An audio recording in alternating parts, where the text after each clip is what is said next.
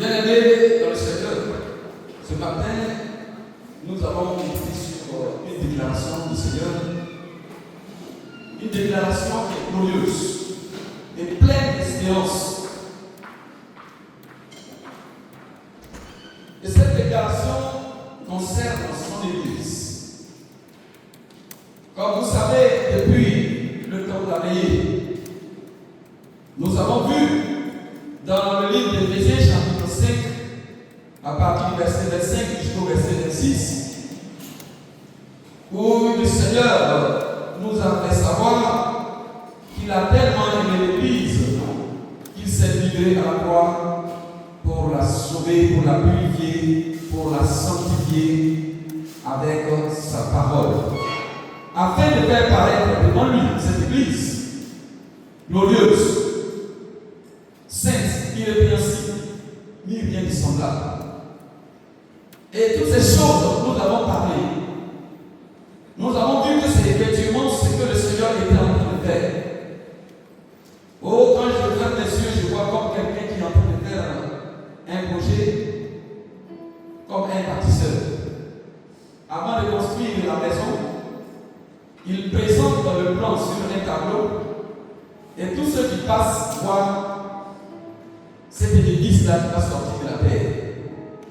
On voit quelque chose de beau, de glorieux, quelque chose de parfait, d'inimaginable. Mais avant d'arriver à l'accomplissement de ce qu'on voit sur le tableau, il y a beaucoup à faire. Il y a beaucoup à faire. Et on va donc parler de comment les choses vont commencer pour qu'on arrive à une église glorieuse, pour qu'on arrive à cette église de rêve de Jésus-Christ. Il rêve, mais son rêve va se réaliser. Comment l'église a commencé? Donc nous allons parler des fondements de l'église, de la fondation de l'église. Et alors, le titre, ce sera l'Église de Jésus-Christ. L'Église de Jésus-Christ. Nous allons lire le texte fondamental qui, pour la première fois, le Seigneur va annoncer l'Église qu'il va bâtir.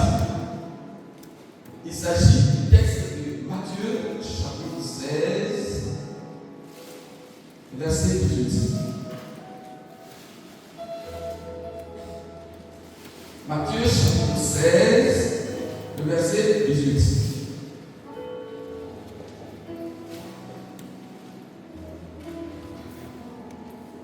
Lisons la parole de Dieu dans le livre de Matthieu, au chapitre 16, le verset 18. Et moi, je te dis que tu es Pierre, et que sur cette pierre, je bâtirai mon église, et que les portes du séjour des morts ne prévaudront point contre elle. Amen. Amen. Nous prions le Seigneur pour cette parole de ce matin. Seigneur notre Dieu, nous voulons te prier. Nous voulons te confier cette parole que nous allons entendre. Nous avons entendu ta déclaration. Mais nous voulons comprendre le contenu. Nous voulons savoir ce qui t'a poussé à faire cette révélation. Qu'est-ce que tu voudrais que nous sénissions aujourd'hui? Oh Dieu, si tu as parlé que les hommes n'ont pas compris, comment pourront-ils mettre en pratique? C'est pour cela que ton esprit s'invienne à leur aide, afin de nous orienter, d'inspirer ton serviteur, par lequel tu passes ce matin. Que les cœurs soient ouverts, afin de retenir ces paroles. Oh notre Dieu, que tout ce qui est distraction,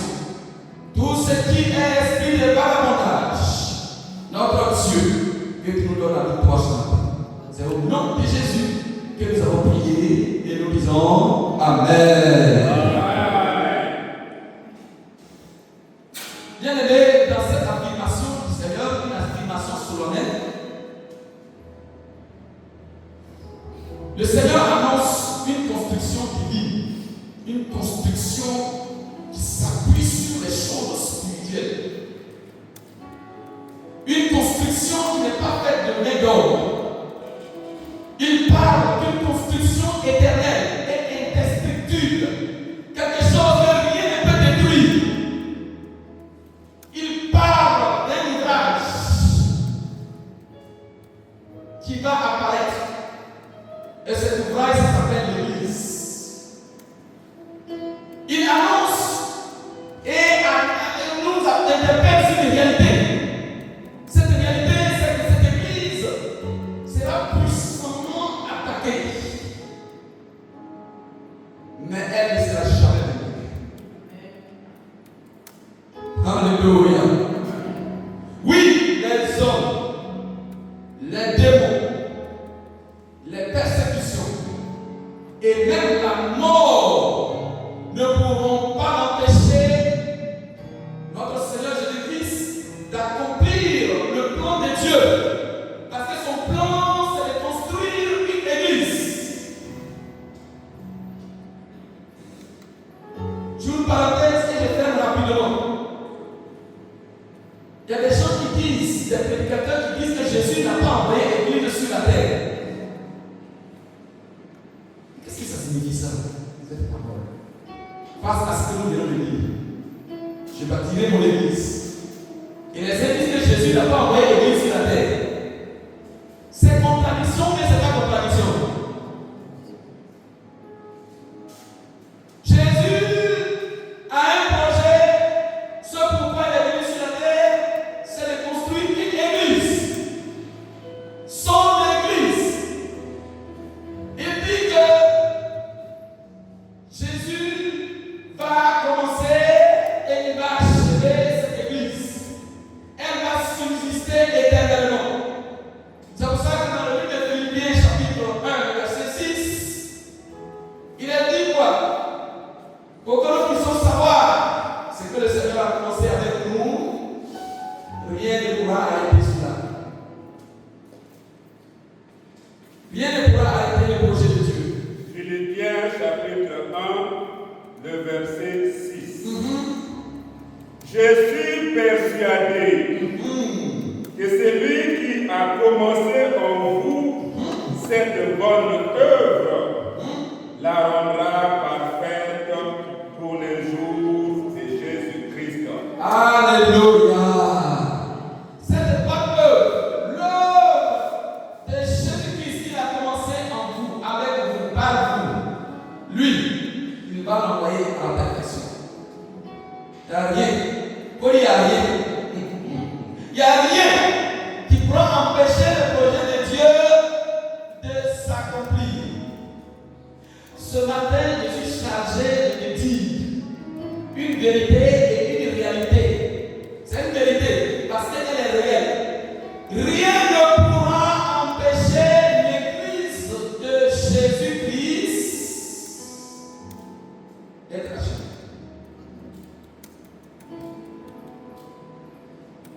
Alors, pourquoi Jésus a tenu ainsi à parler à ses disciples? Pourquoi Jésus parle à ses disciples de la sorte? L'église n'était pas encore née. Ce n'était qu'un rassemblement des disciples qui marchaient avec Jésus-Christ. L'église n'était pas encore née. Mais pourquoi parle-t-il de l'église qui n'est pas encore née à ses disciples? Pourquoi parle-t-il ainsi? Il voulait faire ressortir deux grandes réalités à travers ce texte. La première réalité, c'était qu'il avait dit que l'Église, il va naître, il va avoir des oppositions, il va avoir des persécutions. Des persécutions vont survenir. Il va avoir une opposition farouche. Premièrement, il l'avait dit. Deuxièmement, c'est pour annoncer sa mort et sa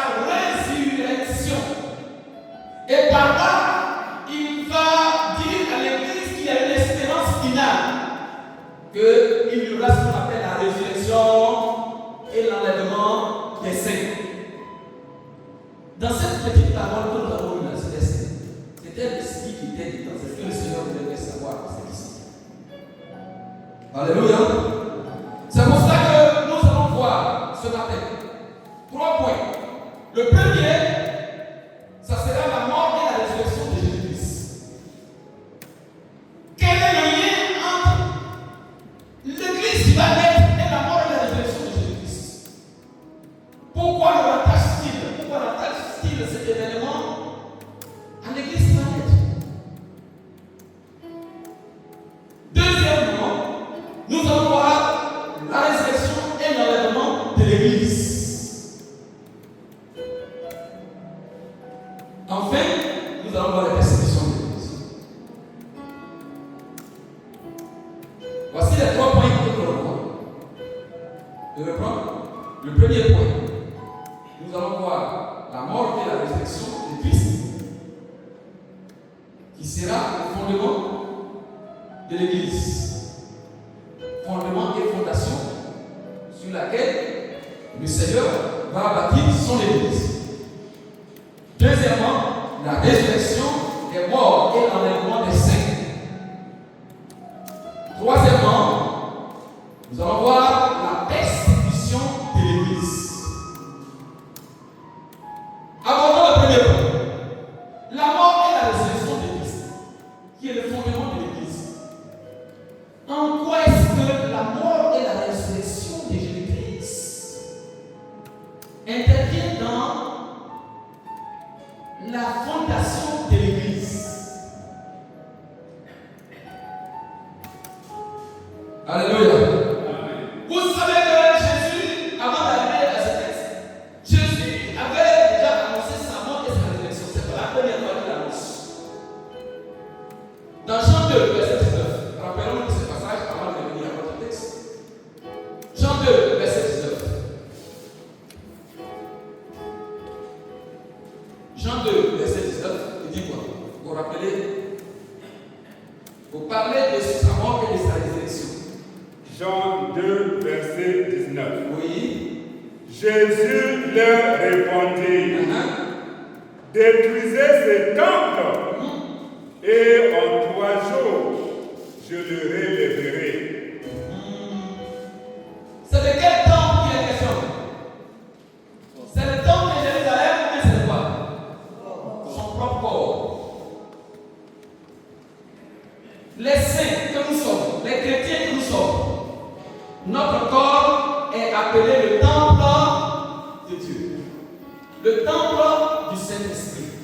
Après, vous pouvez voir ça dans 1 Corinthiens chapitre 6, verset 19. Il a dit là-bas aussi, ne savez-vous pas que vous êtes votre corps est le temple du Saint-Esprit, le temple de Dieu. Donc, vous allez voir ça là-bas. Vous notez après vous lisez ça. Mais, quand il relie la mort et la résurrection, sa propre personne, en parlant des temples, il parle, lui ici, spécialement de lui-même d'abord, qui est un temple de Dieu. Mais le corps physique, c'est vraiment n'est pas le temple. L'Église est aussi le temple de Dieu. C'est pas ça? L'Église est le temple aussi de Dieu. Donc, vous pouvez lire ça après, dans 1 Corinthiens chapitre 3, à partir du verset 16 jusqu'au verset 17. Lisons cela avant de nous suivre. Lisons. Parce que c'est l'objet de notre révélation que j'avais reçue tout à l'heure, pendant que nous étions en train de faire la révélation. Lisons ce verset. Chapitre 3, le verset 16. Ne savez-vous pas que vous êtes dans le temple de Dieu et que l'Esprit de Dieu habite en vous? Si quelqu'un détruit le temple de Dieu, Dieu le détruira. Car le temple de Dieu est saint et c'est ce que vous êtes. D'accord.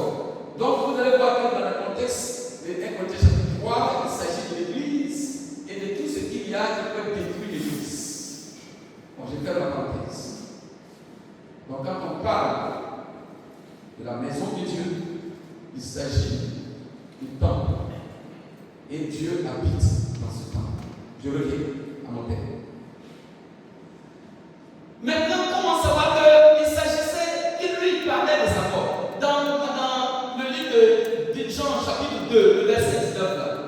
Quand il a lu, après il a expliqué que les gens pensaient qu'il parlait de son propre corps, du temple de Jérusalem. Mais en réalité, il ne savait pas qu'il parlait, les gens parlaient, et que Jésus parlait du moins de son propre corps.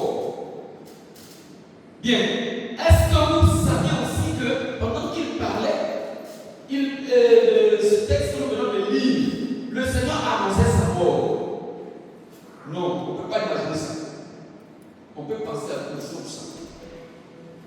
Continuons le verset 21. Quand on va lire tout ce qui suit là, il va commencer avec une révélation, il va parler. Allons au verset 21 du chapitre 7 de Matthieu, là, que nous l'avons lu. Il va dire. Parce que c'est la continuité. Il était en train de parler et il va continuer jusqu'au verset 21. Comme nous n'avons pas assez de temps, disons, verset 21. Verset 21, oui. Chapitre 16, oui. Livre de Matthieu. Oui. Dès lors, Jésus commença à faire connaître à ses disciples qu'il fallait qu'il allât à Jérusalem, qu'il souffrit beaucoup de la part des anciens, des principaux sacrificateurs et des scribes, qu'il fut mis à mort et qu'il ressuscita le troisième jour. Bon, vous n'avez pas encore fait le lien. Vous n'avez pas encore fait le lien. Bon, on commence à partir du verset 18 et puis lit pour descendre. Verset 18, notre texte est base, lit et puis aller jusqu'au verset 21. Et moi, oui, je te dis que tu es Pierre. Et que sur cette pierre, je bâtirai mon église. Et que les portes de séjour des morts ne prévaudront point contre elle. Je te donnerai les clés du royaume des cieux. Ce que tu lieras sur la terre sera lié dans les cieux. Et ce que tu délieras sur la terre sera délié dans les cieux. Alors je recommanda aux disciples de ne dire à personne qu'il était le Christ. D'accord. Dès lors, le verset 21, dès lors, c'est-à-dire à partir de cet instant, Jésus commença à faire connaître à ses disciples qu'il fallait qu'il allât à Jérusalem, qu'il souffrit beaucoup de la part des anciens, des principaux sacrificateurs et des scribes, et qu'il fut mis à mort et qu'il ressuscita le troisième jour. Bien. Est-ce qu'il y a un lien entre le verset 21 et le verset 18? C'est l'inconvénient de lire les versets, de prendre la Bible et puis de lire les versets. Point comme ça, ton doigt et puis tu tombes sur les versets et puis tu lis. Et puis tu enlèves ton doigt. Tu lis ça seulement là. L'inconvénient, c'est ça, tu ne vas pas comprendre la Bible. La Bible a été tout. C'est pour ça qu'il faut commencer du début jusqu'à la fin. Quand tu veux lire les chapitres, il faut lire tout le chapitre. C'est comme ça qu'on peut comprendre ce passage. Donc Jésus était en train de dire qu'il va mourir.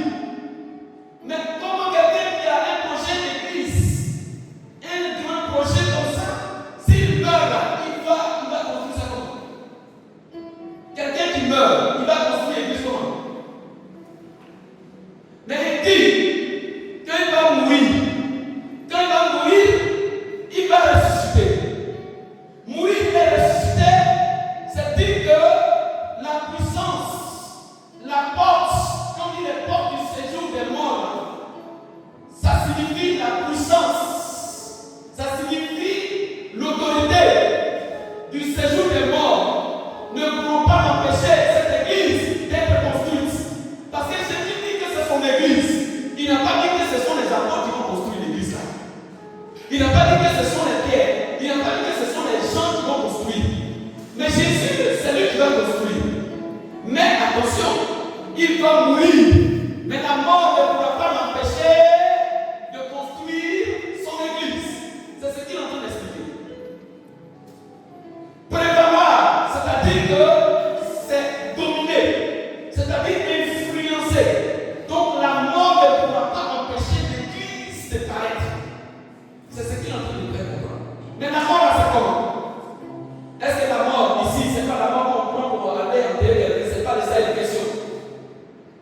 s'agit de la puissance qui agit.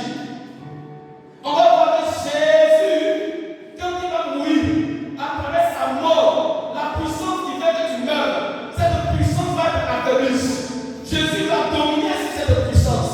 Parce que quand la mort est quelque part, il n'y a plus la vie. Quand la mort se trouve dans un endroit, ça ne peut plus continuer. Ça disparaît. Donc la puissance de la mort pouvait attraper l'Église, pouvait empêcher l'Église de voir le jour. Mais Jésus va aller à la mort détruire la puissance de la mort. Ainsi, elle n'aura plus de pouvoir sur l'Église qui va naître. C'est pour ça que vous allez voir que l'Église ne va pas être construite avant la mort de Jésus-Christ. Parce que si l'Église naît avant la mort de l'Église, cette Église va disparaître. Pourquoi? Parce que la puissance de la mort n'est pas encore vaincue. Et si elle n'est pas vaincue, que tu essaies de construire, la puissance de la mort va détruire l'Église. Alléluia. Amen. Alors, je ne dis pas que la mort a disparu. Je dis que Jésus-Christ a dominé. C'est-à-dire que les morts, il a maîtrisé. Il a frappé la puissance de la mort, de sorte que la mort ne puisse plus agir comme elle veut. C'est de ça qu'il est question. C'est pour ça que Jésus veut mourir d'abord. Quand il va mourir et vaincre la puissance de la mort, alors l'Église va pouvoir sortir. Alléluia. Amen. Ok, donc on va dire.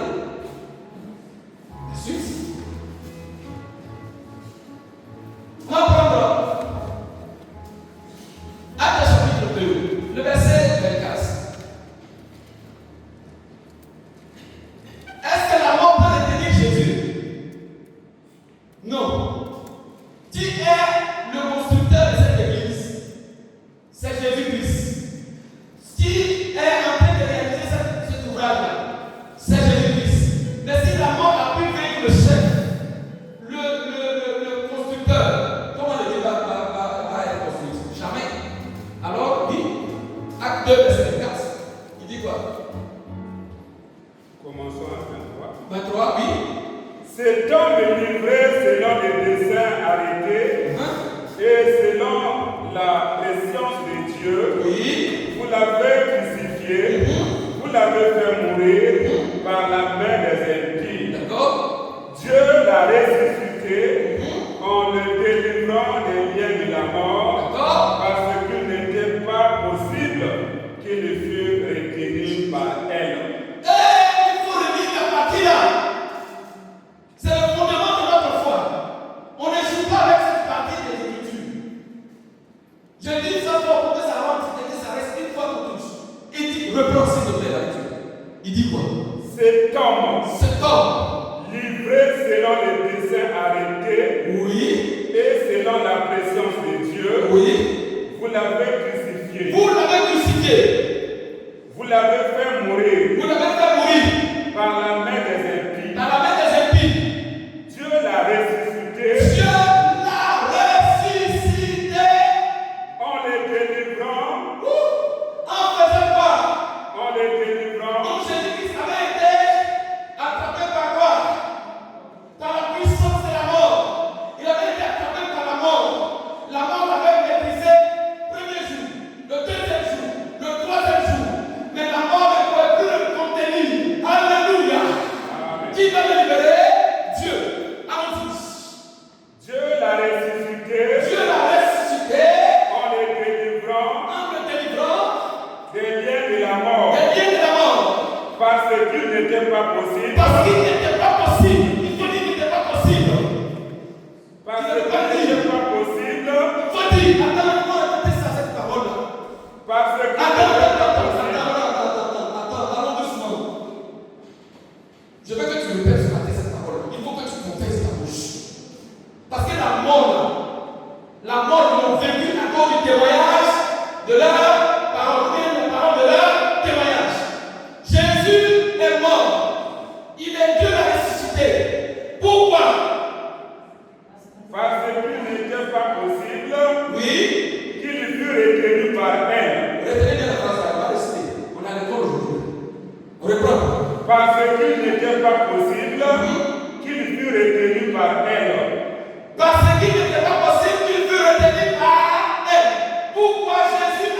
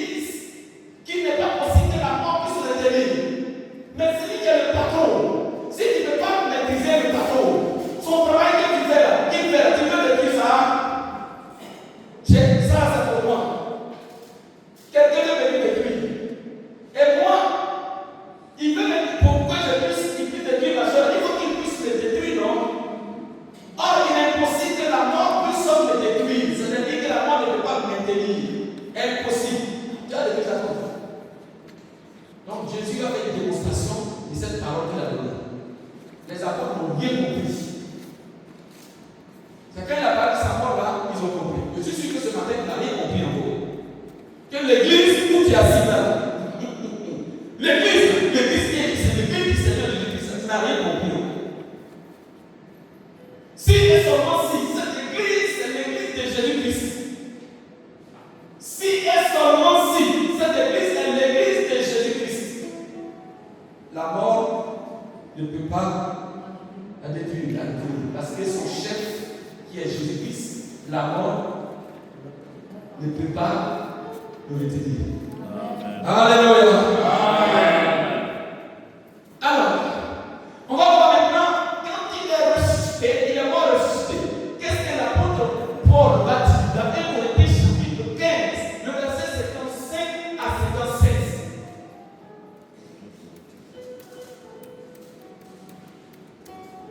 Qu'est-ce qu'il va dire?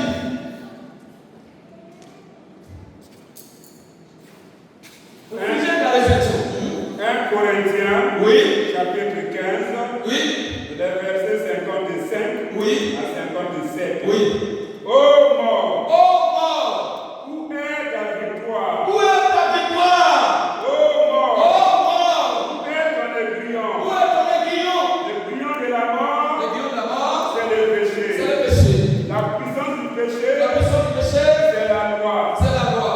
Mais grâce Grâce, soit rendue à Dieu, oui, qui nous a donné la victoire Alléluia. par notre Seigneur Jésus. Alléluia, alléluia, alléluia. Oh mort, où est ta victoire? Oh mort, où est ton aiguillon? L'aiguille que tu prends pour piquer la bouche, ça y est. On entend sur notre allez, toi tu faisais mal là. Oh mort, où tu es maintenant? Parce qu'on l'a vaincu. Quand Jésus-Christ est mort, qu'il est ressuscité, il a été vaincu. La mort a été vaincue. Et on lui dit, nous aussi, par cette victoire, nous sommes aussi vainqueurs par Jésus-Christ. Nous, là, c'est qui? C'est l'Église. Alléluia. Alléluia. Jésus est vainqueur. Par sa mort, nous sommes vainqueurs. Par sa résurrection, nous sommes vainqueurs. Et la mort ne peut pas nous retenir. Il faut dire c'est impossible que la mort me retienne. C'est pour ça, quand tu vas mourir, tu vas ressusciter. Alors, donc ceci, c'est pour dire que l'Église, le Seigneur a fait tout le travail préparatoire. Il a sécurisé le lieu. Il a sécurisé. Il a sécurisé. Il dit, frère, assuré. Celui qui peut vous menacer, je l'ai vaincu. Celui qui peut vous mener à la mort, je l'ai maîtrisé. N'ayez pas peur. N'ayez pas peur. Ne soyez pas paniqués. Alléluia. Ne soyez pas troublés. Ne soyez pas du tout troublés. Parce qu'il y a rien qui peut détruire l'église de Jésus. Il y a rien qui peut détruire l'église de Il y a quelqu'un qui ne voit pas ça. Mais vous verrez qu'il n'y a rien qui peut détruire l'église de Jésus-Christ. La mort ne peut rien faire. Car si elle connaît quelque chose, c'était Jésus qui est son constructeur qui allait pouvoir maintenir. Car si le constructeur n'est pas venu pour faire pousser, pour semer la sémence de l'église sur la terre, comment elle va pousser? Mais là où même là, déjà même il est en train de semer là, tu n'as même pas pu. C'est pas quand il va venir construire que tu vas me faire quoi que tu veux. Est-ce que vous comprenez? Attends, moi je suis en train de faire mon champ de maïs. Et tu dis, tu ne vas pas faire champ. Je dis, on va voir, si quelqu'un s'en va voir. Je nettoie. Je balaye, je fais tout, je brûle. Je mets le maïs. Il dit, on va si tu veux faire changer ton péché. Tu peux la changer depuis qu'elle veut marcher dans la tête. Est-ce que tu as l'intelligence pour comprendre ce que je suis en train de dire? Si l'église a commencé, celui qui a fait que ça a commencé, le même là-bas sur la terre, le même va protéger, le même va sur la terre. Il va protéger jusqu'à ce que tout puisse marcher. Alléluia. Vous savez qu'avant que je ne lise le message, on me parle d'abord. Je suis content qu'il ait dansé comme un fou ce matin. Vous n'avez pas vu ça? Je suis rassuré. Alléluia. Faut dire que je suis rassuré. Alléluia. Je suis rassuré. Yes. Et mon Dieu ne ment pas. Jésus, ce qu'il dit, il fait. Est-ce qu'on est d'accord?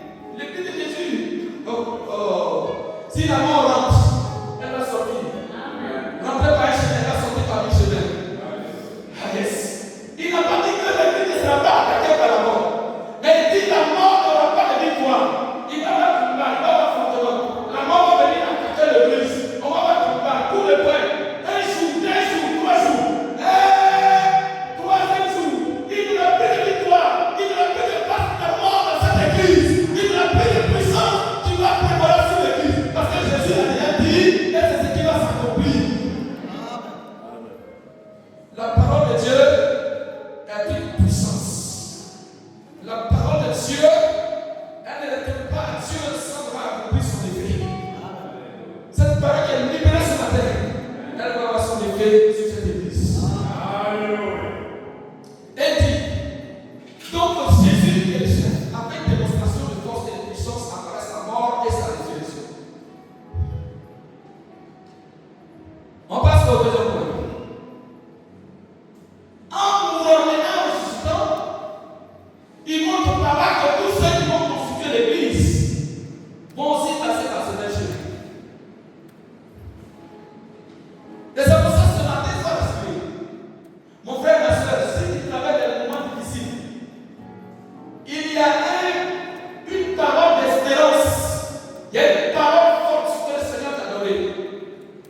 Est-ce qu'on va voir ce matin? Tout le temps parti, mais cette parole-là, il faut la garder. C'est la résurrection et l'enlèvement de l'Église. L'enlèvement des saints. Est-ce que tu fais partie des saints ce matin? Tu seras enlevé. Alléluia. Tu fais partie de l'Église ce matin? Tu seras enlevé. Tu seras enlevé, s'il te plaît. Ce n'est pas aujourd'hui, ce n'est pas demain, mais tu seras enlevé quand l'Église va venir. Alors, l'annonce de Jésus dans Matthieu chapitre 16, verset 18, pointe vers l'accomplissement final, c'est-à-dire l'Église triomphante, l'Église ressuscitée, l'Église enlevée avec le Seigneur. Jésus avait la démonstration sur lui-même son propre corps. La mort ne peut pas me retenir. La mort ne pourra pas détruire ce temps et en 3 jours, je le reconstruirai. Jésus a démontré non. Maintenant, il dit à l'Église, les portes du séjour des morts ne prévaudront pas contre elle. À quel moment cette parole sera accomplie et définitivement, c'est quand Jésus va venir. On verra. On verra. On verra. Quand Jésus va venir, même si nous sommes morts, parce qu'ils sont venus mettre un couteau dans notre gorge, parce qu'ils nous ont tiré dessus, parce qu'ils nous ont empoisonnés, parce qu'ils nous ont maltraités, parce qu'ils nous ont, je ne sais pas, ils ont fait tout. Mais nous allons nous endormir. Mais quand le Christ viendra, cette mort-là, de laquelle nous sommes en train de nous endormir, nous allons ressusciter. Ça veut dire que ça ne peut pas être la fin. La mort n'est pas une fin pour nous. La mort est un passage. C'est un temps de repos pour nous. Mais un temps viendra où nous allons revenir à la vie. L'église de Jésus ne peut pas disparaître à cause de la mort. Alléluia. Jamais. Jamais. Jamais. C'est possible. Alors, la résurrection. Nous lisons ce texte-là rapidement. Dans Jean 11, verset 25. Regardez comment le Seigneur parle avec l'image. Tellement que c'est sûr, tellement que c'est vrai. Il prend une image forte pour nous dire que il ne faut pas que tu vas être troublé. Jean 11, Jean verset 25. 11, verset 25. Jésus lui dit, Oui, je suis la résurrection et la vie. je suis la résurrection et la vie. Celui qui croit en moi vivra comme même il serait mort. Oh, mais quand quelqu'un qui est mort, tu ne peux pas vivre mort. Mais Jésus te dit que quand même tu es mort, tu vas vivre. Je ne sais pas ce qui a tué Lazare. Je ne sais pas s'il a mangé du truc qu'on ne va pas manger. Je ne sais pas si c'est sorcier de son village. Je ne sais pas si c'est son démon qui nous attaque. Je ne sais pas si c'était Dieu qui a prévu comme ça. Je ne connais rien du tout de tout ça. Mais je sais qu'il est mort. Il a fait le premier jour, deuxième jour, troisième jour, le quatrième jour. Oh, le Seigneur va apparaître. Lui qui est la résurrection de la vie va apparaître. Et il va faire une démonstration de puissance. Et il va dire, Lazare sort de cette tombe. Parce que la mort ne peut pas te retenir. Et la mort a libéré Lazare. À l'instant même où le Seigneur a ordonné. Est-ce que tu connais Jésus? Est-ce que la mort peut retenir quelqu'un? Est-ce que la mort peut retenir quelqu'un? Lazare, c'est vrai, il est ressuscité. Il a marché avec les gens. Et après, il est mort encore. Mais quand Jésus va venir encore, il peut ressusciter encore. Tant que Jésus veut, il va ressusciter. Tant que Jésus veut, il va ressusciter. La mort ne peut rien. La mort ne peut rien. Imaginez-vous que Lazare était en train de faire l'œuvre de Dieu. Si Lazare était un prédicateur, si Lazare était un pasteur, si Lazare était un chant, si Lazare était un responsable, Lazare va mourir, mais Lazare va ressusciter. Vous savez que ce n'était pas Lazare seulement qui a été ressuscité dans la Bible. Il y a eu Dorcas, une femme de bien, une femme de valeur, une femme de feu. Et lorsqu'elle est morte, ils l'ont déposée dans un lieu où elle était auparavant pour ne pas que les gens la dérangent. Gardons-la, parce qu'elle n'est pas morte. La mort n'a pas de pouvoir sur le sein. Alléluia! C'est le petit de Jésus. Le petit de Jésus. Ce n'est pas encore Jésus lui-même. Le petit, là, ce petit que travaille. Lui-même qui n'a pas encore grande connaissance. Il n'est même pas encore un ange. Il descend, il arrive à dire aux autres, restez derrière. Restez derrière. Faut pas que vous êtes accompagnés pour qu'on nous dise que c'est tout le monde qui a fait. Mais c'est le nom de Jésus-Christ qui va rentrer. Et puis, il va ressusciter Dorcas. Est-ce que c'est le seul cas que vous connaissez? Il y a eu plein de cas qui se sont présentés dans la Bible. La mort de votre Jésus, c'est zéro. C'est la différence entre Jésus et les autres prophètes. La différence entre Jésus et les autres maîtres. Jésus te dit que lui, il te donne la résurrection de la vie. Il te montre. Jésus ne parle pas seulement, il fait une démonstration. A plus B. Est-ce que tu crois ce matin? Est-ce que tu crois ce matin? Et pourquoi tu as peur de la mort? Pourquoi tu as peur de la mort? Pourquoi tu as peur de la sorcellerie? Pourquoi tu as peur? Pourquoi tu as peur? Jésus nous a donné la victoire. Alléluia. Bon, attends, on dort non? Est-ce que tu as peur de dormir? Quand le soir arrive, tu dors non? Tu sais que tu dois dormir non? Le sommeil c'est bon, mais c'est pas bon. C'est un temps de repos non? Pour un bon serviteur qui travaille là, il va dire comme Paul. Vraiment, je dois me reposer, mais tout dépend de toi. Si tu veux qu'il travaille encore, faut augmenter. Alléluia! Moi, je dois me reposer. Alléluia! Mais je ne suis pas encore fatigué. Donc, s'il veut qu'il travaille encore, je vais travailler. C'est pour ça que je ne calcule pas la mort. C'est un temps de repos pour moi. Et toi? Mais toi, tu calcules tout en fonction de comment tu as fait pour vivre plus. Non, on cherche comment faire pour vivre moins. Parce qu'on va se reposer. Est-ce que tu travailles? Tu n'es pas fatigué? Quand tu es fatigué, on se repose non? Mais pourquoi tu veux continuer à travailler? Alléluia! Du courage pour tous ceux qui travaillent. Ceux qui ne dorment pas la nuit. Ceux qui travaillent, qui bossent, qui travaillent, qui cherchent la face de Dieu. Dans les prières, dans les méditations. Que le Seigneur vous bénisse. Que le Seigneur vous bénisse. Le jour qu'on va dormir, on va se reposer, on va faire un bon repos. On va faire un bon repos. Le Seigneur a dit, vraiment repose-toi mon fils, ma fille, parce que tu as bien travaillé. Alléluia! Donc on ne craint pas la mort. On va voir rapidement le dernier passage à ce niveau. Et regardez comment le Seigneur dit, dans 1 Thessaloniciens chapitre 4, à partir du verset 13 jusqu'au verset 17, rapidement. 1 Thessaloniciens chapitre 4, le verset 13 à 17.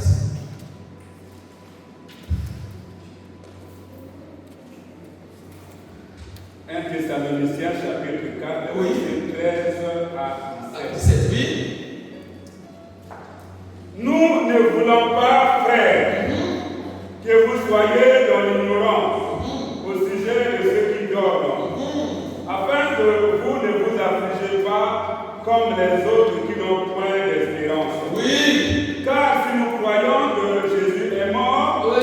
et qu'il est ressuscité, D'accord. croyons aussi que Dieu l'amènera par Jésus et avec lui ceux qui sont morts. C'est l'église, la partie de ceux qui sont morts. Et je nous aussi, nous allons mourir. Et puis, il ne faut pas qu'on ait le temps d'attrister. Mais souvent, il y a les secrets, ils veulent oublier le. Mais ça, là, on ne peut pas oublier ça. On voit ça comme si c'est la fin du monde. Le jour de la fête, dans cette louer le Seigneur jusqu'à matin. Alléluia. Il ne faut pas qu'on ait le dans cette louer le Seigneur parce que moi, j'ai saisi le Seigneur. Alléluia. Oui, mais c'est son vivant qu'on cherche le Seigneur. Louer dans cette louer. Quand une coupe de mettre dans ton bol, chanter, danser, tu n'as pas compris. Ce n'est pas pour les sorciers, mais parce qu'il y a eu la victoire. Vous avez eu la victoire. Jésus a eu la victoire. Alléluia. Ma famille comprend ça. Depuis toujours, ne faites même pas de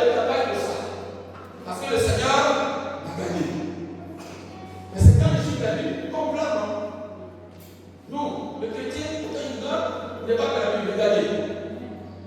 Et il dit, nous croyons que le même qui a ressuscité Jésus le troisième jour, le même qui va ramener les autres dans les morts. C'est pour cela que ce témoignage que nous avons, que nous annonçons, c'est ça qui fait que la mort, là, on a la victoire. On s'en fout de lui. Il est encore venu là, il dit, je te tue aujourd'hui, on s'en fout de toi. Dis là-bas, toi tu peux rire. Ta vie est bien sûr qui est à côté, mais c'est l'autre que tu peux tuer, pas moi.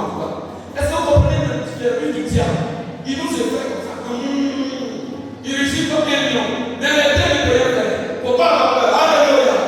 Il faut dire Jésus nous a démontré. Il a fait sur quelqu'un. Il a fait ça sur lui-même. Mon tour viendra. Moi, je vais ressusciter aussi comme Lazare. Et je vais sortir, je vais partir au ciel. Alléluia. C'est ce qui a fait cette vie. Oui. Voici en effet ce que nous vous déclarons. Oui. D'après la parole du Seigneur. Nous les vivants, restez pour l'avènement du Seigneur. Oui. Nous ne dévocerons pas ceux qui sont morts. Oui. Car le Seigneur lui-même a un signal donné. Bien sûr. À la voix d'un archange et au son de la trompette de Dieu. Oui. Descendra du ciel. Très bien. Et les morts en Christ ressusciteront premièrement. C'est la partie là. La porte qui séjourne des morts ne peut pas sur l'église. Les gens, les frères et ceux qui sont morts. Pourront pas. Il y a une église. Si les gens meurent, c'est sécurisé.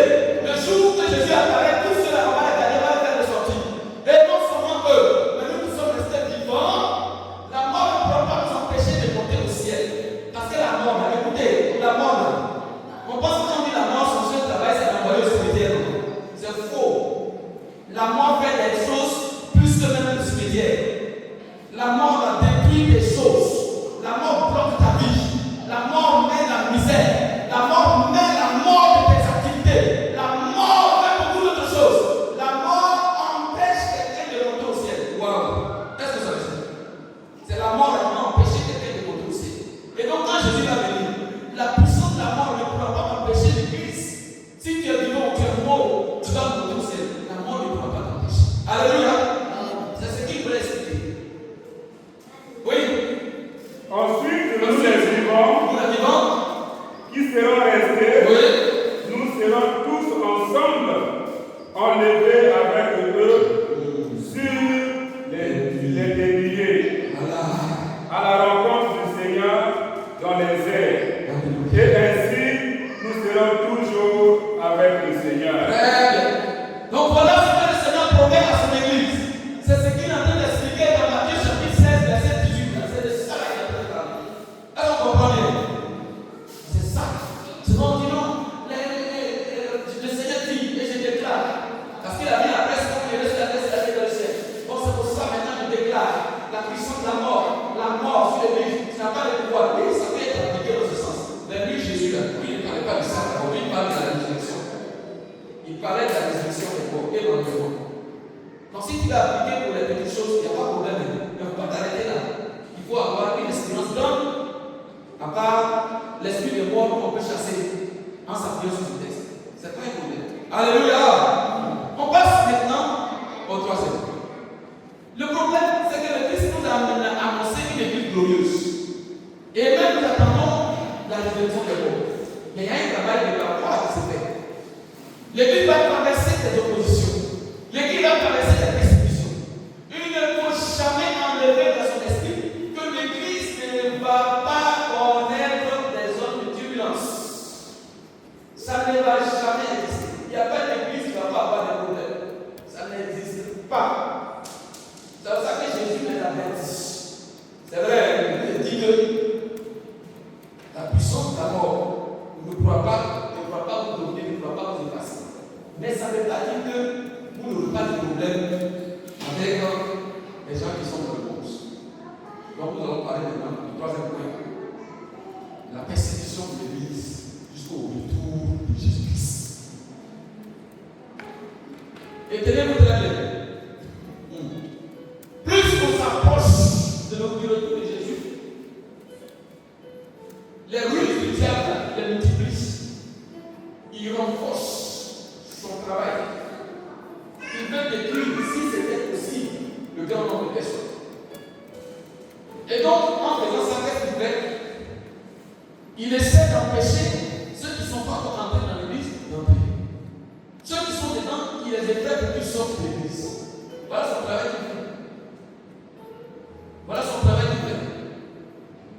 Et depuis que l'église est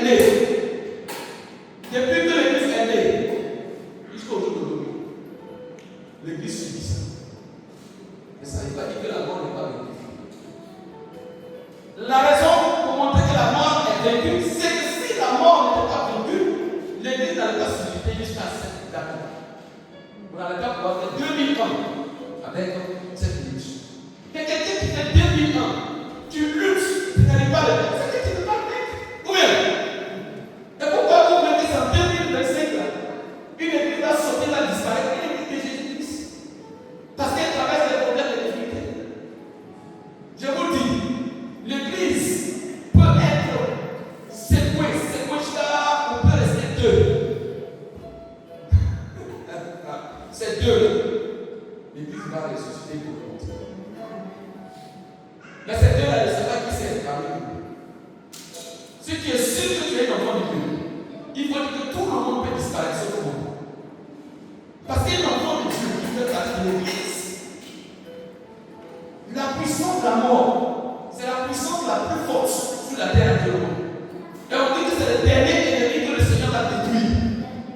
Quand il va le détruire, c'est là qu'il va remettre son règne à Dieu, le Père qui a revenu toujours. Dans 1 Corinthiens chapitre 15, verset 25 à 26. C'est ce qu'il a dit. Donc, l'ennemi est là. Mais le plus grand ennemi, là, on dit que lui-même, c'est pas les petits là qui vont faire quoi ça. Donc, quelqu'un qui n'est pas réellement de l'église, il ne pourra pas tenir à l'église. Parce que l'église est un endroit de lutte. L'église est un endroit de lutte. Il y a un affrontement entre Satan et l'église. Il y a un affrontement entre les démons et l'église. Là, ce sont des batailles. Là, ce sont braqués sur l'église. Est-ce que vous savez ça? Toutes leurs recherches, leurs calculs qu'ils font tous les jours, comment ils vont faire pour détruire l'église? Ils savent que ça ne peut pas marcher, mais ils essaient. Ils vont essayer de tirer dessus pour voir.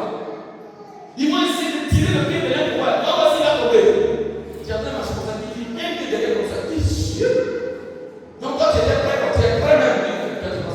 Est-ce que tu es prêt? Alléluia. Il va me tirer ton pied à surprise pour voir s'il va tomber. Est-ce que tu es prêt? Parce que la Bible dit que celui qui doit être debout, qu'il fasse quoi? Qu'il fasse quoi? Ça va. C'est pas bon, hein, ce qu'on a pu le faire.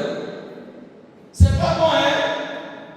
C'est pas la parole de Dieu qu'on combat, hein. Alléluia. L'épée de l'esprit, c'est. Mais si tu as l'épée qui est en dessous, là, ça peut tuer quelqu'un. Quelqu'un vous a entendu, on dit, il a attrapé Jésus pendant 3 jours. Vous pensez que c'est une petite chose? La parole est importante. Celui qui doit être debout, qu'il prenne garde. C'est-à-dire, tu es sur les gars qui payent, ils ont fait attention. Sinon, ils vont tirer ton pied dans la guerre. La persécution. Donc, quand l'église a commencé, la persécution a commencé. Et ça a commencé par qui?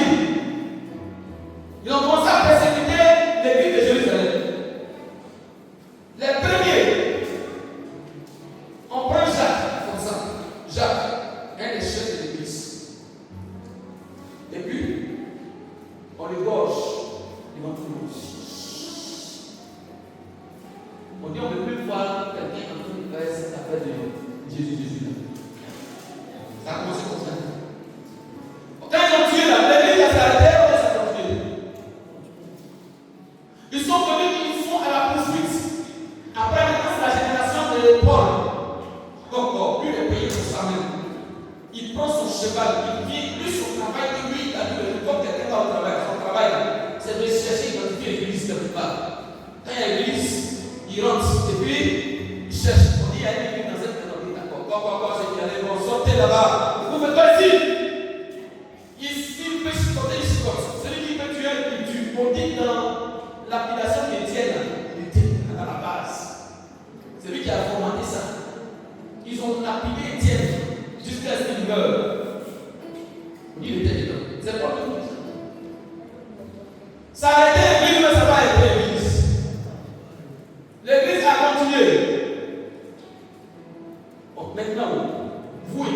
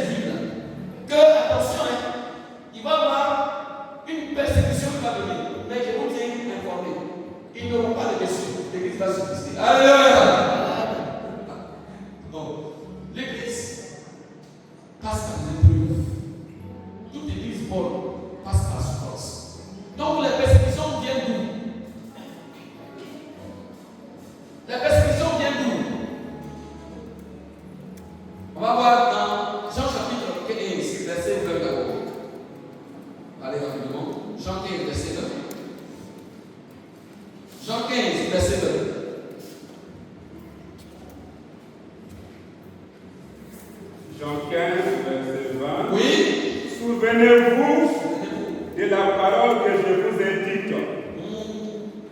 Le serviteur n'est pas plus grand que son maître. S'ils m'ont persécuté, ils vous persécuteront aussi. Alléluia. Le Seigneur parlait. À ce moment, il n'était pas encore ressuscité quand on est individuel de cette heure. Après la résurrection, il est à la liste, souvenez-vous avec les paroles que vous avez dit. Vous avez oublié. Si le maître a dit ici, ils vont persécuter. Ils vont vous persécuter aussi. Bon, non chrétien là, il est persécuté ou il n'est pas persécuté? Bon, toi, tu es persécuté ou il n'est pas persécuté? Mais pourquoi tu vois ça bizarre parce que tu es froid comme ça, tu es chaud, on dirait que c'est quelque chose qui n'est jamais allé à quelqu'un. Moi, quand on persécute ça, on dit Alléluia. Qu'est-ce que tu vas persécuter, je sais pas. Est-ce que vous savez ça? Donc, si quand quelqu'un, tu vois quelqu'un qui me persécute, là, tu me donnes plus de force. Mais quand je vais persécuter, j'ai ma famille. Vous ne savez pas ça? C'est une force pour moi. C'est une force particulière que le Seigneur m'a donné. Quand plus je suis persécuté, plus j'ai la foi, plus je suis fort, plus le Seigneur m'estime, plus le Seigneur m'utilise. Parce qu'il faut qu'il me soutienne. S'il ne me soutient pas, il va dire comment? Quand tout le monde me rejette, qui va me aider? Est-ce que c'est Dieu qui va me aider? Donc tout le monde me rejette, Jésus m'accepte. Quand le peuple me rejette, Jésus me reçoit. Quand le peuple me vomit, Jésus me fortifie. Alléluia. Quand le peuple me vomit, le Christ va te recevoir. Je ne dis pas de créer. On ne crée pas les persécutions. Mais les persécutions viennent. Quand ça vient, sœur, on te rassurer, il n'a rien fait de mal. Et puis tu vois que les gens ne t'aiment pas. Garde ton cas. Le Seigneur est avec toi. Frère, si tu vois que tu n'as rien fait, autour de toi ne t'aime pas. On ne t'aime pas, on dit non, il est comme ça, reste tranquille, le moment viendra. Parce que les ténèbres ne rayonnent pas, la victoire appartient à la vérité et non pas au mensonge. Le mensonge c'est tout, mais dans le monde c'est amen. Quand tu fais le péché, c'est tout au début, mais à la fin ça devient amen. Laissez faire le mal autour de vous. Laissez les gens qui vont faire du mal. Le Seigneur dit, lui, on lui a fait du mal. Et si lui a fait du mal, toi aussi, ils vont te faire du mal. Ils vont te persécuter. Mais pourquoi on voit ça comme bizarre? Vous pensez que l'église c'est un endroit de dormir? Vous pensez? On va voir cette vision de l'église. Il y a l'église et l'armée de Dieu. La vision de l'église est l'armée de Dieu. Toi qui es un soldat. Et puis toi tu vas au front. C'est là que tu vas avec Mandela. Tu prépares des choses, tu es dans Vest, Sequoia. Et tu es sur le front de combat là. Et c'est là que tu vais te monter. C'est comme ça en fait. Mais ils vont te tuer, ils vont te tuer. À ce moment, il n'y a rien. Est-ce que tu descends comme un combat? Est-ce que tu descends comme un soldat de l'Ouest? Est-ce que tu te vois comme un soldat? Moi, je suis un soldat. Et c'est parce que c'est comme ça que je te vois aussi. Jésus a combattu. Paul a combattu. Il dit, j'ai combattu le bon combat de la foi. J'ai perdu. Ou bien j'ai remporté. Mais toi, tu ne veux pas combattre. Tu veux toujours. Mais si, à quel moment on peut parler de remporter du toi? C'est parce qu'il y a un combat. Parce qu'il y a un combat. Mais toi, tu ne veux pas combattre. Tu veux victoire. Ça va se passer comment? Et il faut que le témoignage soit rendu. Lui, il a combattu. Il a remporté une victoire. Elle a combattu. Elle a remporté une victoire. Ça sera le témoignage. Pour dire que le diable ne pourra jamais faire des chrétiens. Moi, je suis persuadé qu'aucun chrétien ici ne pourra perdre la vie, ne pourra perdre le pédale de la marche. Quel que soit le problème qui va venir, qui va rester dans cette église. Mais ce qui ne pas dans cette église va être emporté par la persécution. Ça va être emporté par le tout. Il y a des gens qui vont dire il y a quoi là-bas? Il est parti il y a longtemps. Moi, cette église, ils m'ont fait comme ça là-bas. Ils m'ont fait non, toi, il suffit, comme les gars connaissent, que c'est gay. J'ai quitté cette église. Il va aller dans une autre église. Il faut laisser les choses. Vous allez comprendre, il faut faire des enfants là, il faut faire des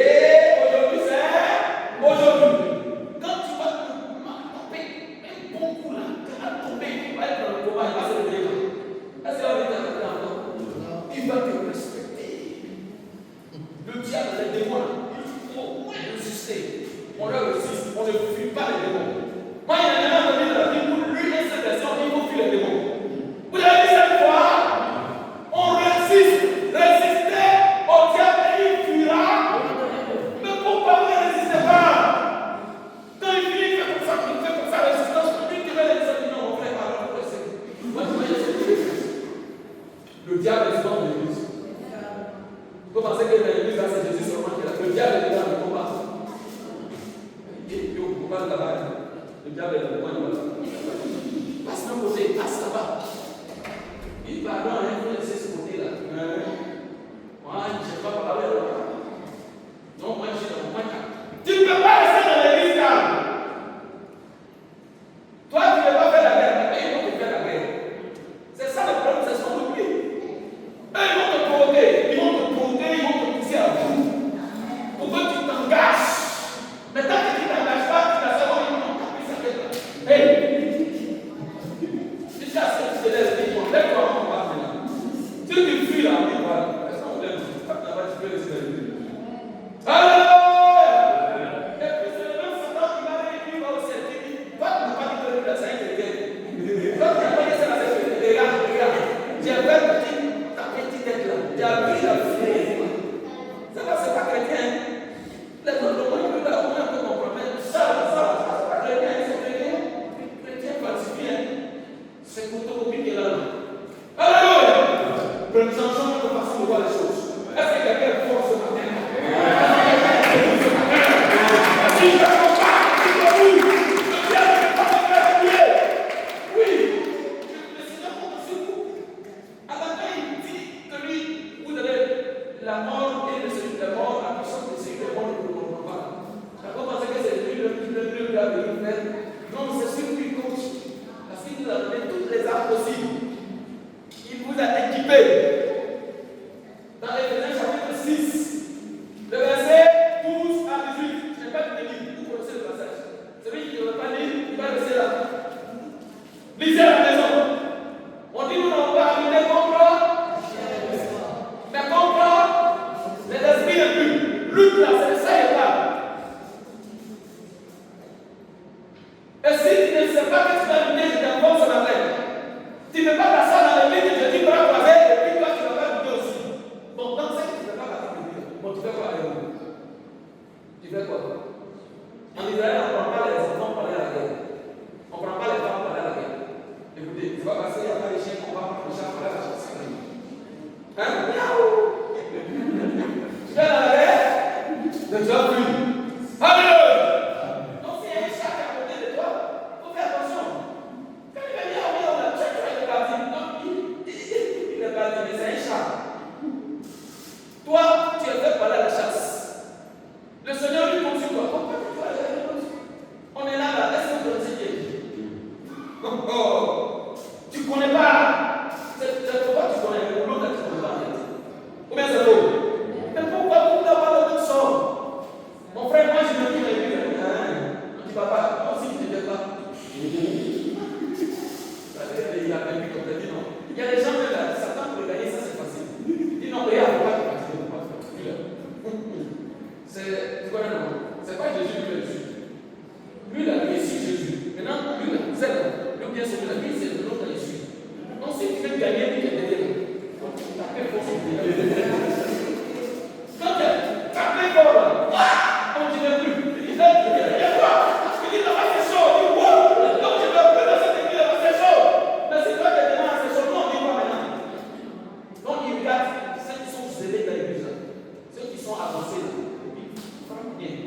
Il y a quoi? Donc c'est lui-même pas la personne. Il y a quoi? Mon frère, il mon problème. C'est pas un problème, c'est un acte. C'est une preuve, c'est une persécution. Tiens! Alléluia! Tiens! Alors les persécutions qui viennent de l'intérieur, c'est elles qui sont les plus graves. C'est elles qui sont les plus graves, les plus redoutables. Donc le diable, sa première force, il fait tout aussi pour éviter parmi nous des éléments. Et il est fort. Il peut laisser l'information de faire 1 an, 2 ans. Il faut le gagner. Les frères, la sœur, la sœur, il fait la tout. C'est une invité de Satan. Il a étudié. Lui, on dit, c'est pas d'abord. Comme un enfant naît dans une famille, il est conscient. Il a ce qu'il sait ce qu'il fait, ce qu'il doit faire. C'est comme ça les enfants du diable. Ils savent pas de lui. À un moment donné, il peut faire cœur là. C'est bizarre de façon comme ça. Eux-mêmes, ils ne supportent pas. Quand il fait quelque chose, il n'arrive pas à supporter. Non. C'est-à-dire qu'il y a plus de plaintes.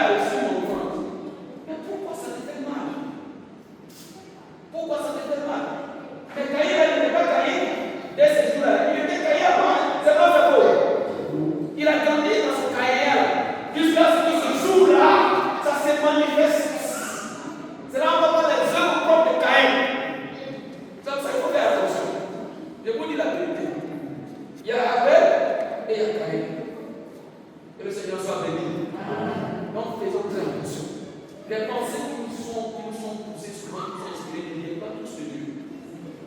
Faisons attention. Alors, les perceptions intérieures, comme il est dit, dans 2 Timothée chapitre 3, le verset 12, il dit quoi? Or, tous ceux qui veulent vivre pieusement seront persécutés. C'est où ça dit de vous apprendre? On dit c'est l'intérieur. Ça dit ceux qui sont zélés, qui sont chauds pour faire de Dieu. Mais quand tu es là-bas, il veut se faire boire. Toi-même là, on dirait que c'est pour écrire, c'est pour toi, ouais, mais c'est quoi? Tu as chargé une sa tête comme ça. C'est les choses que tu ne comprends pas. Donc commence à t'insulter comme ça. Il commence à te haïr. Tout ça, c'est la vie. C'est ça. C'est une chose, ça commence. Tiens bon, alléluia. Tiens bon, alléluia. Il ne faut pas que tu vas baisser le temps. Il ne faut pas que tu vas être déboussolé. Il ne faut pas que quelqu'un va te troubler. Tu as un Seigneur qui s'appelle Jésus-Christ. C'est lui que tu as de servir. C'est lui que tu as de suivre. Je le dis, pourquoi aller au roi aussi? Alléluia. Amen. Parce que je le dis pour les temps qui sont difficiles. Pourquoi pour les temps qui ne sont pas encore difficiles? Pour qu'on s'arrête. Pour qu'on puisse être toujours fort dans ce combat. Alors, les persécutions peuvent venir de l'intérieur. C'est-à-dire, ça va se manifester par des divisions, par des rébellions, par des sélections, par l'argent, par des plans. Vous allez voir qu'il y a des trucs qui peuvent se former facilement. Mais votre plan, ça ne veut pas voir. Tu vois le plan, ça ne veut pas voir. Tu vois le plan, ça ne veut pas voir. Si c'est pour faire d'abord, pourquoi tu as fait? Parce que l'église, là, c'est une seule église. Tu as des enfants à la maison. Pourquoi tu vas faire plan parmi les enfants? Non, vous faites un groupe, l'autre ici, l'autre. Ça ne veut pas voir. Vous jouez au football. Dieu t'a dit le football. Mais si tu vas écrire le football, ça peut s'affronter. Mais qui va gagner? Donc, il va être là. C'est un groupe là, c'est pourquoi? Cette inspiration n'est pas de Dieu. Parce que Dieu n'aime pas les divisions de l'Église. Il a toujours fait disparaître les divisions. Je vous dis la vérité. Ce n'est pas le grand nombre qui fait la victoire, ce n'est pas le grand nombre qui Dieu regarde. Attention, ce n'est pas le grand nombre qui Dieu regarde. C'est là où il y a la vérité. C'est là que lui se dit. Si vous êtes nombreux, que vous êtes dans le faux, Dieu ne sera pas avec vous. Mais si vous êtes nombreux, que vous êtes dans la vérité, Dieu sera avec vous. Même si tu es seul, que tu es dans la vérité, Dieu va te soutenir. Michel, vous connaissez mon Michel, le prophète Michel. Il était comment? Seul. Dieu était avec lui, il n'était pas avec lui. Mais pourquoi tu es? Garde ton calme. Alléluia. Je suis content. Alléluia. Parce que tu es là ce matin. Alléluia. Tu vas rapporter la victoire. Si la persécution vient de l'intérieur, il ne faut pas ça te supporter d'un corps. Parce qu'on n'a pas de temps pour faire des trucs. Il y a pas beaucoup de versets pour te montrer que la persécution vient de l'intérieur d'abord. C'est là, c'est de l'intérieur de l'Église, ça sort d'abord. Tu es serviteur de Dieu, tu es servant de Dieu, tu es responsable. Tu fais un ministère, tu fais rien, tu prends la trace, tu as dit que tu as comme ça, tu seras persécuté. Ça a commencé dans l'Église. Après, il y a la persécution du dehors. On appelle ça la persécution de l'extérieur. Là, c'est mortel aussi. C'est comme, ça dit, le camp même de Satan là-bas, c'est eux-mêmes, tout leur moyen de dire maintenant contre toi. Ici, au moins, tu es un peu, tu as les frères à côté. Mais dehors là-bas, tu n'as pas les frères. Mais ça, c'est sans pitié. C'est qui est gauche là. On dit, on va tout l'église. On va fermer l'église. On a ça souvent. On ferme l'église. Et puis, il n'y a rien. C'est le gars qui fait ça. N'ayez pas peur. Que le Seigneur soit béni. Amen. Alors, pour terminer, qui pourra nous séparer de cet amour de Christ? Personne. Et rien. On va lire le dernier verset. Romains chapitre 8, verset 35 à 37. Il va nous permettre de conclure que il n'y a rien qui peut empêcher cette église de paraître pour le jour. Soyez dans la sécurité, dans l'assurance. Cette église qui a bien commencé, elle va bien terminer, elle va glorifier le nom du Seigneur. Allons-y, au termine. Qui nous séparera de l'amour de Christ? Serait-ce la tribulation, c'est-à-dire la persécution, l'angoisse, l'angoisse, ou la persécution, ou la persécution, ou la faim, ou la faim, ou la nudité, ou la